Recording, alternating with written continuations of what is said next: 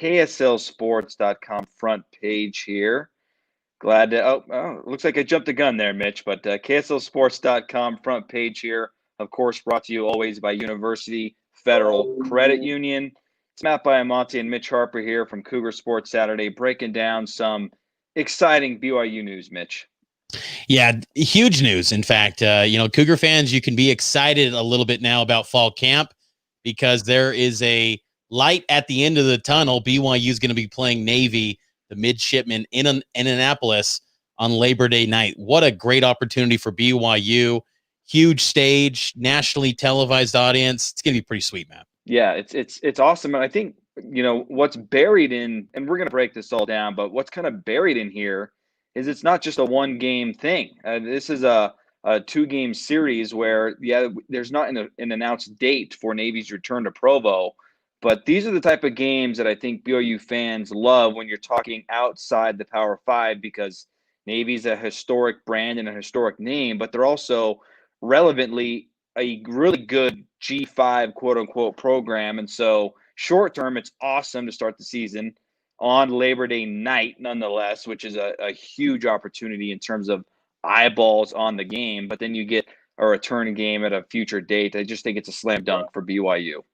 Yeah, it really is. And I think that BYU, all things considered, BYU being the most ravaged team in terms of impacted team, rather, by COVID-19 scheduling alterations, losing 6 Power 5 games to get this one in the mix. It's a good setup. Now, I think all of us wanted the possibility of BYU playing Alabama, but when you take a step back and think about it, it's probably for the best, because that would have been a game that BYU could have got absolutely obliterated. Whereas in this game against Navy, yeah, you could still get maybe rocked, but I think there's a great chance BYU wins. Navy's a good football program. It could go a multitude of different ways, the outcome of this game. And to have it on Labor Day night in front of a huge television audience, because Labor Day night college football games historically have been usually ACC games, and they've always drawn huge numbers. Historically, that's been a game day broadcast game where you get Kirk Herbstreit and Chris Fowler. Remains to be seen if that's going to happen here. But that game, typically, I remember a couple Labor Days ago, Ohio State and Virginia Tech. Right. Huge game on Labor Day. And so who knows what the broadcast plans are going to be for that game. But that's a big time slot there for BYU. It really is. And it's a great opportunity for BYU to capture an audience, that a big audience with exposure, because we know BYU football, they are big in regards to trying to get exposure as much as they can. And the ESPN partnership delivered. There was questions of whether or not, what was ESPN going to do for BYU amid all these scheduling losses? Well, they delivered. Week 1, BYU's got a dang good opponent to open up the season. What was interesting too, Matt, was that I got on a teleconference call with our Zoom call with Ken Niumatalolo and other Navy media members and other local media members. And I'm thinking to myself, these Navy media members are basically talking down to this BYU game. Like, Coach Ken, is it kind of tough settling for BYU? It's like, okay, I get BYU's nowhere near Notre Dame. Not going to say they are. But at the same time, to suggest that Navy, again, a group of 5 team, is just head and shoulders greater than BYU. No, this is going to be a really good football game. Yeah. And people are going to be craving college football, because we're seeing Power 5 teams. They're not going to start their seasons till September 26th, September 19th. Oh, yeah. So, BYU and Navy could be the big game like you're talking about, with a great television broadcast team. A lot of great possibilities. And I think that credit Tom Holmoe and BYU's athletic department for getting this game put together, because as Niumatalolo said, he didn't find out about this game coming to fruition until last night. So this thing has been working at light speed, and it got put together in a hurry. But I think everyone's got to be pretty happy with the outcome. It's quite the indictment on the current state of college football scheduling, that this game came together so fast that when you really think about it, why do schedules need to be put together 10 years in advance when you can, whip these things up in the blink of an eye? I mean, this is a great game that made sense for both people, and it happened so fast. Makes you wonder, why is it so hard? Sometimes you hear about BYU, and even Tom Holmoe references this, we're working on details. We're not ready to announce it. What the heck? What details are you working on for 2 years to schedule a football game when this happens in mere hours? How you doing, brother? And he goes, I'm doing fine. And I'm saying, look, great. Let's play ball. Let's play ball. Like, that's all we need to know. Like, let's sign the deal. Let's make it happen. Hey, ESPN, you good? How you doing, brother? And he goes, I'm doing fine. And I'm saying, look, great. Let's play ball. Let's play ball. Let's play ball, Kenya Montalolo. Let's play ball, Kalani Sitake. Let's do this. I'm with you. I think this is an indictment on college football scheduling that, hey, this whole let's schedule a game for 2037. I don't know if I'm going to be alive by then. I need the games. I love that this is a scheduling agreement where I can say, hey, this is going to be played in a month. This is going to be a game that's going to be played in short order. I like that aspect. I love any sort of scheduling news. It's one of my favorite things covering a college football program, but I always get a little bit depressed when I go, the game's in 2032. I think myself, my son's going to be an adult and he's going to be telling me he hates me. I don't really look forward to that day. Like it's something out of sight, out of mind. Whereas this, I can get really excited because, well, it's going to be the first game, the next BYU football game that we actually see. And that's pretty exciting. Yeah. And you have my opinion piece up. What I wrote in there is I think a lot of people in context will look at this game and say, wow, what a disappointment. You had Utah scheduled. Then you were rumored for Alabama, and you settle for Navy.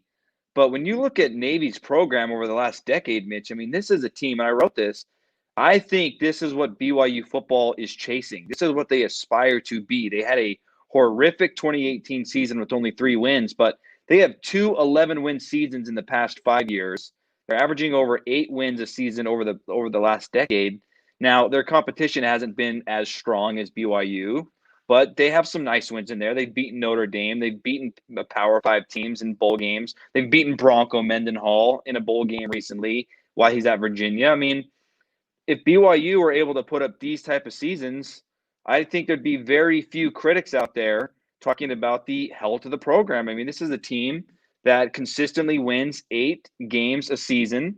That's what you want from BYU football, 8 to 9. I mean, I think 10 every year is very unrealistic, but they've had the 11-win seasons that you're looking for. And when you look at that opponent, hey, this is a great game, especially considering the circumstances of the pandemic. I mean, this is a win-win, and there should be no criticisms of this opening matchup for BYU. Yeah, there shouldn't be. And I think there's now a little bit of a kick in Cougar fans' steps to actually get excited about fall camp. And I got to say, too, there's a comment coming in on YouTube. Jared, I apologize if I'm saying your last name wrong, Jared. Jared Shoshao, again, my apologies. He asked, any news on the locker room? Hey, let me just say, this type of locker room. Well, this type of conversation about BYU and Navy is a lot better than talking about locker room. Now, for the record, Jared, I did reach out to BYU for a comment on locker room and future facility upgrades, and working to get back a comment from them. So I expect that here very soon. But in all reality, we're talking about football. That's all we need to know, especially amid a pandemic. That's got to be the focus. I think the news on that, the most recent news that's relevant, is the tweet from Kyle Griffiths, a member of the football program, saying there was a conversation with Tom Homo and Brian Santiago, and there's a better understanding of what's going on. So it's not, to me, it's not a story. Yeah, I agree. So I agree with that, Matt. And but BYU and Navy definitely is. And Mitch Harper, Matt Baiamonte here. You can get at us on our Twitter, Facebook, Instagram, YouTube. We're on Facebook Live right now. Like this page if you haven't done so already. We're usually always on Monday, Wednesdays, and Fridays here on Facebook Live, but we'll do some special edition ones when there's some big news like this one today. Also, YouTube channel, subscribe there. We'll have some historic clips coming up tonight on KSL 5 TV. 1989 BYU versus Navy. So be on the lookout for that. We'll also have it on social media as well, too, because BYU and Navy, they've only played twice in their history, Matt. But the thing is that there's some unique and strong connections between these two programs. BYU all time is 1-1 against the Midshipmen. The one win coming in 1989 in Annapolis. Ty Detmer and BYU defeated Navy 31-10. But the other game was in 1978, the first ever Holiday Bowl, where Navy came back and defeated BYU, led by Jim McMahon and Mark Wilson in 78. But again, despite the limited actual games between the two, there's strong connections, most notably Ken Niumatalolo, who is a Polynesian man, just like Kalani Sitake from Laie, Hawaii, and he's also a member of the Church of Jesus Christ of Latter-day Saints. Laie, I mean, that is a beautiful place. I don't know if you ever had a chance to go. I've been many times. Oahu is one of my favorite places on planet Earth, and Laie is, considering how small of a town that is, I mean, it is really small. It is quite impressive that we're seeing a collision of two head coaches leading big-time programs. Might be a stretch, but certainly better than your average program meeting up in a big football game in a pandemic on ESPN Monday night, Labor Day. I mean, that's crazy. Two guys from small Laie, a beautiful place. I mean, you got to get to Hawaii, Mitch. You got to get there. I really do. How many people have come from Laie? You gotta pay your respects to Laie. Yeah, that's a good point. That's what I need to tell the bosses at KSL. Hey, if you're listening right now, which I know you are because we're on the KSL Sports Facebook page, I need to go to Hawaii so I can see Kahuku. I can see Punao. I need to see all these places, see all these former great BYU players. Jack DeMooney's from there. I am Jack DeMooney. Love it. I love this game. I'm excited about it. I think this will be a lot of fun. I hope, Matt, and sadly, I tormented myself doing this. I did take a glimpse at Delta to see flights from here to Baltimore. Oh, boy. And I'm like, oh, man, I need to buy that. But I'm like, can I go? Can the media actually go? I hope and pray. BYU, please. Navy, please.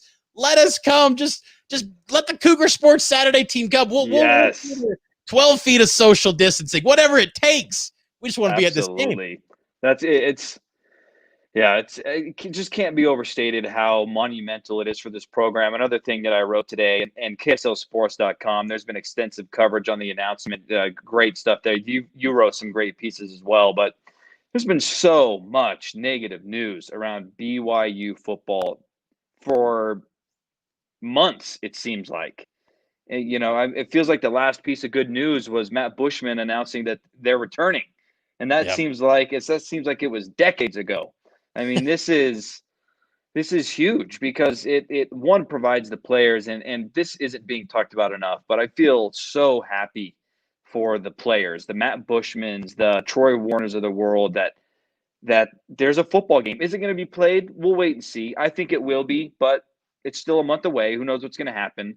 But you can circle that night on the calendar and say, if we continue to wear masks and do what we got to do, there's a great chance we're playing football against someone else on this day, and it's fantastic. And if this is one of, I don't know, 3 or 4 games that gets played, it's fantastic. It's awesome. Yep. It's so great for football fans and especially BYU players and coaches that there's a scheduled game, considering all the negative stuff they've been going through over the past couple months.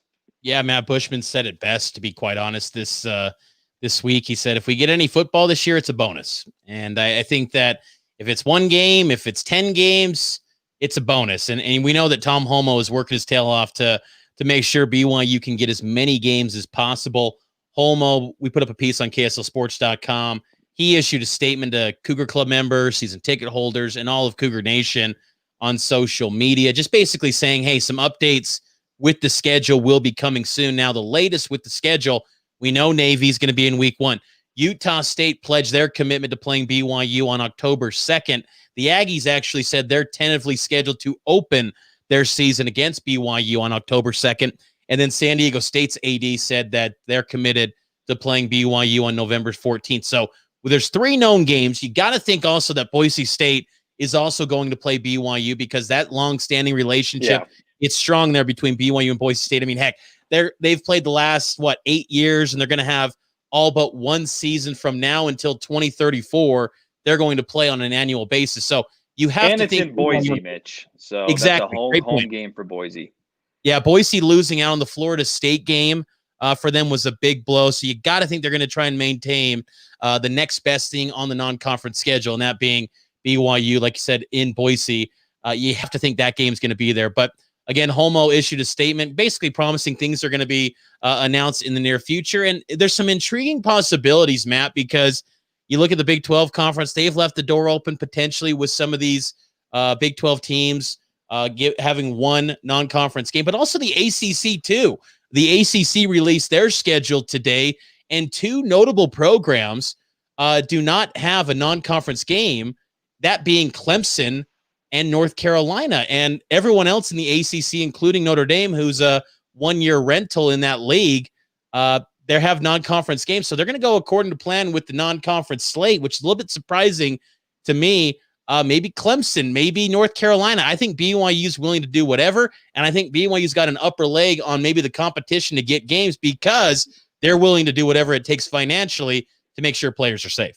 My gut reaction there, no thanks to Clemson and North Carolina. I agree.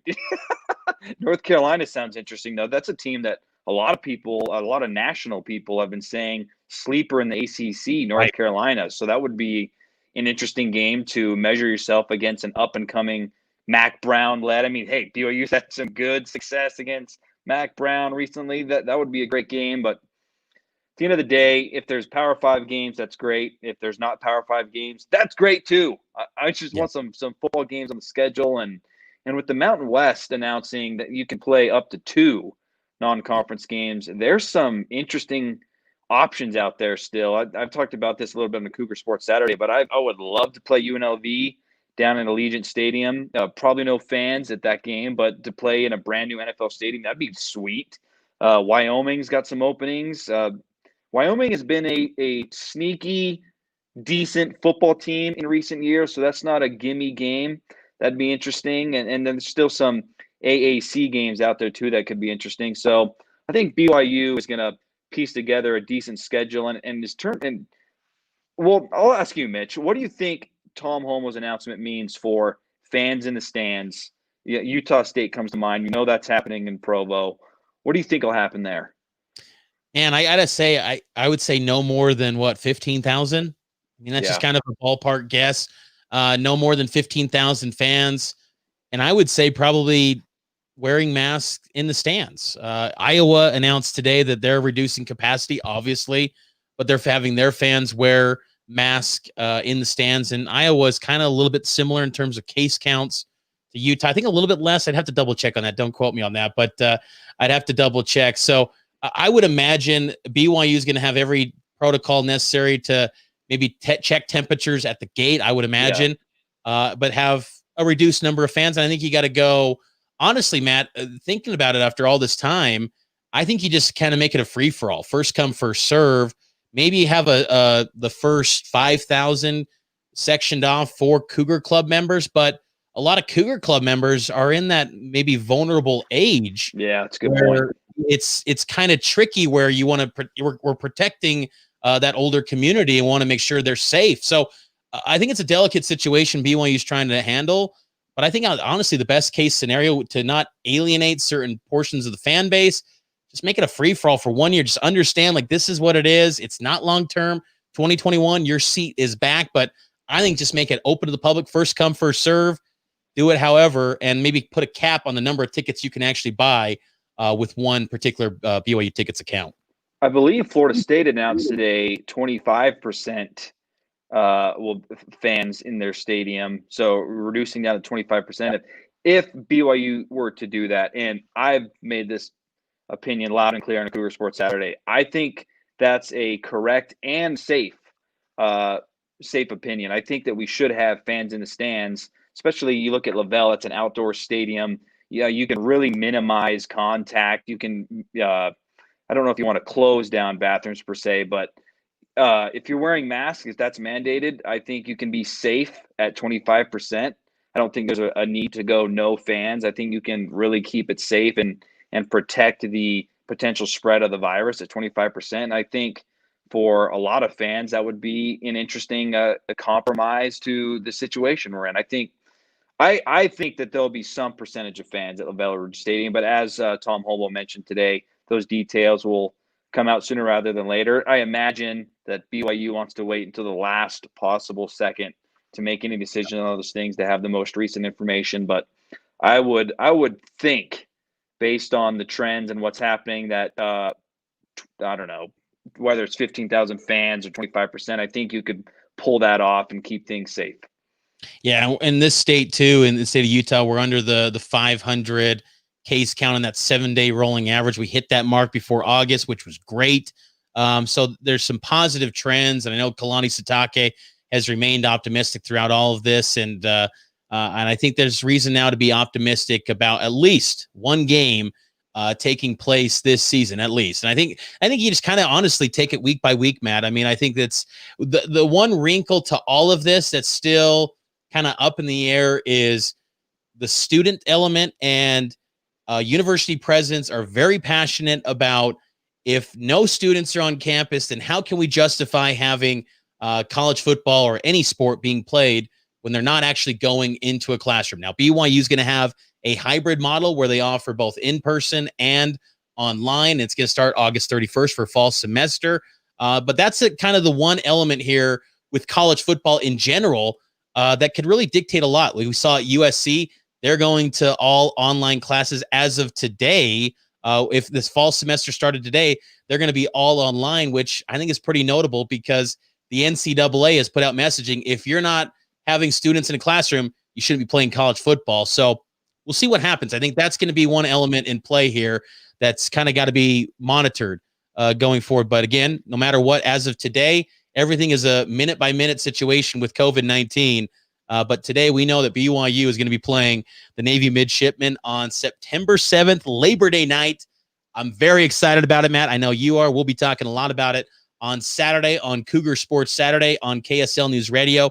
We'll have full coverage on KSLSports.com and fall camp coverage throughout the month leading up to BYU and the Midshipmen on September 7th. So we'll catch you again here on the KSL Sports front page, brought to you by University Federal Credit Union, coming up tomorrow here on our Facebook Live and YouTube channels.